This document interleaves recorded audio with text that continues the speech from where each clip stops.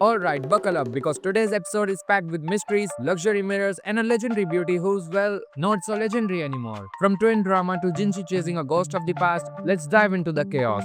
The episode kicks off with the envoy party chilling inside a fancy room, probably living their best life. Meanwhile, over at Lady Gyokyo's place, the maids are busy admiring super rare for the era mirrors. Back then, mirrors were a luxury flex, which is why they are only given to the 4 concubines by the envoys.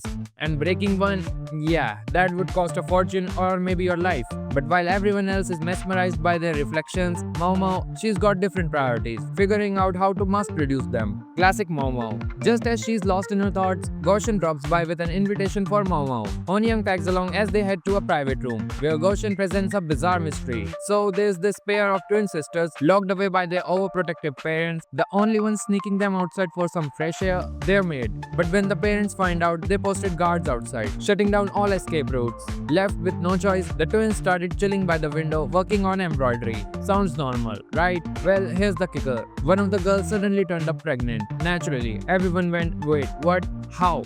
Momo being Momo suspects it might be a fake pregnancy, but the case remains unsolved for now. The next day, Jinchi makes an appearance at Lady Gyokyo's residence with yet another unusual request. This time, he's searching for a legendary beauty, the lady who shed tears of pearls and is supposedly as enchanting as the moon spirit. Momo, completely unimpressed, thinks Jinchi himself looks more like a beautiful lady than whatever he is talking about. Jinchi explained that this mysterious woman once performed for the envoy, completely captivating them. Now the younger generation of that envoy want to see her again. After some serious brain racking, Momo finally remembers who this beautiful lady is, and the revelation is unexpected. Turns out she's the owner of the Verdigris house in the Pleasure District. Yeah, when she was young, she was a total showstopper, a legendary beauty known for her elegance. The problem, that performance, it happened 50 years ago. Now she's an old lady who can barely dance. Yikes. To confirm everything, Momo calls the old lady to the palace. The former beauty shares a portrait of her young self, and suddenly Momo gets an idea. If the envoy party wants to see their moon spirit again, maybe, just maybe, there's someone else who can take her place.